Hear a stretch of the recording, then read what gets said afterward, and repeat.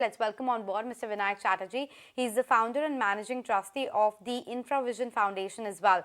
Mr. Chatterjee, hi, good morning. Thank you so much for making time and speaking with us. Well, last time as well when we spoke, we wanted to discuss more about the railway, segment, given the kind of, at least the stock reactions that we are seeing. Do you think that matches with the, development on the ground? Are you also seeing increased momentum and focus of the ministry when it comes to railways? The answer is a resounding yes. In terms of my interactions with various EPC companies in railway track, in railway electrification, and all allied matters, including suppliers to the Vande Bharat trains and signaling and various things, all of them confirm that they are seeing rising order books. So, as I said, my answer is a resounding yes. And in this context, I would just want to remind you viewers that the railway budgets have significantly increased in the last 1 or 2 years. In fact, the finance minister in this year's budget speech specifically pointed out that the rupees 2.4 lakh crore outlay is 9 times the allocation of 2013 and 14. In the old days, the allocation of roads would have been 4 or 5 times that of railways. But now we find that while roads still has the highest budgetary allocation, railways has almost caught up with it. So the short answer to your question is yes, across electrification, across dedicated freight corridors, across, wanting to garner more market share on freight, track upgradation, station redevelopment, all these things, when you put it together, there is a certain buoyancy that the railways are seeing in their capital expenditure, which in turn translates into higher order books for the private sector and those who are involved in supplies of goods and services to railways. But over to you.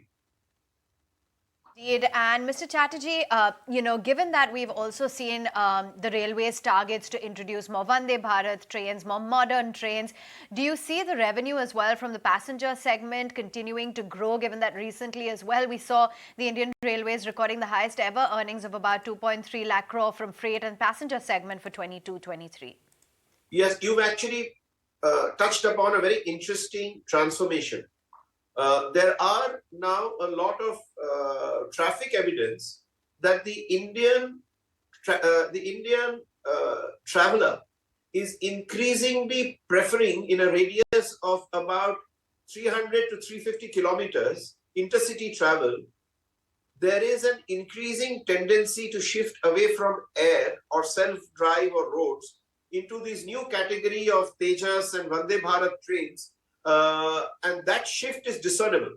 People are shifting back to intercity travel by rail, and that's very good for the railways.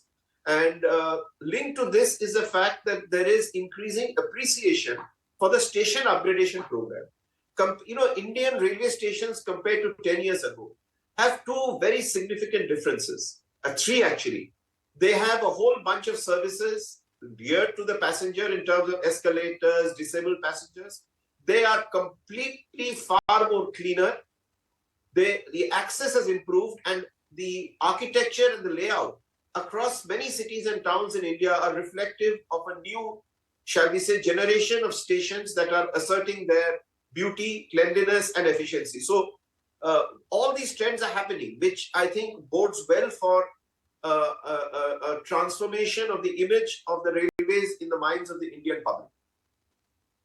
Mr. Chatterjee, would you be able to point out the space which is seeing the maximum traction? Because as you pointed out in your conversation with the EPC players, electrification as well as wagons, everything is seeing a bit of a positive trend. But specifically speaking, are you seeing, more investments into expanding the network, or is it coming into getting more Vande Bharat trains, etc.? Look, 2 things I want to point out. One is that there is some anecdotal evidence coming in, and I'm stating on record that I don't have data to support my view, but there seems to be a shift in an election year towards directing capex to more visible sectors where the public can actually touch and feel progress, and they are really in terms of Vande Bharat trains and station upgradation.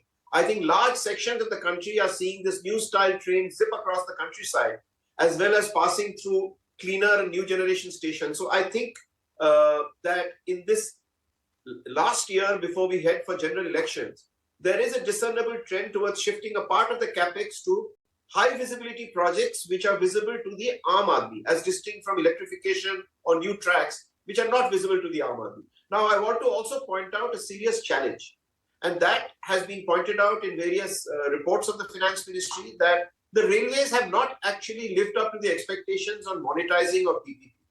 In fact, they are far short of their commitments in terms of the National Monetization Plan, in terms of what they were supposed to monetize in terms of offering railway assets for private investment. Even PPP has not taken off, whether it's PPP for railway station, for example, New Delhi station, which at one stage was expected to be rebuilt with private capital, is now being built with EPC, with L&T having won the order. So whether it is chunks of the Eastern Dedicated Freight Corridor, which were thought to be PPI-able, to private train operations, to station upgradation, there are large swaths of expectations of monetization and PPP where the railways haven't quite got their act together. And that is beginning to cause a bit of a concern, saying what is it that the railways should do internally to start with, to actually move much more aggressively on the monetization PPP vector. Okay, yeah, just, to drag on that point about PPP, because clearly it's not worked in the past. The Indian Railways is largely more dependent on the self-funded EPC model for most of the projects. Why do you think that is? And do you think that we will see this PPP model gradually now picking up? Look, there are 2 points why PPP is difficult for Indian Railways. One is that it is a network business. It is easy to monetize a standalone asset. Like if you have a standalone power plant, it is easier to monetize that than to monetize a track where there are multiple operations happening simultaneously, or a train. So railways is a network business. Even if you PPI is a station, it has a whole lot of connectivity issues. So a network business by definition is far more complex to PPPIs than a standalone asset. That's point number one. Point number two is the culture of the railway establishment, where the system is very dominant in its view that it can handle things better internally. It is well known that the appreciation of PPP is not widespread in the railway administration and establishment. And therefore, when they design PPP formats, those PPP formats tend to be highly weighted in favor of the railways and not in favor, as should be, to the private sector. So this business of living with and inviting private capital as a partner is still a cultural dimension in Indian Railways which needs to seep in, and that is quite a huge task. Over to you. Enough. Also, we've recently read the news about the Indian Railways issuing an order to put on hold any fresh applications for the induction of wagons. Apparently, there's concerns about over-congestion of the railway network. I just want to understand what this could do to impact some of the private players, JSPL, Tata Steel. They've been running these wagons under the scheme. So, I think this is a temporary phenomenon. The railways in the past have encouraged large movers of private sector movers of commodities like iron ore, like steel, like cement, to actually go for the Oleo wagon scheme.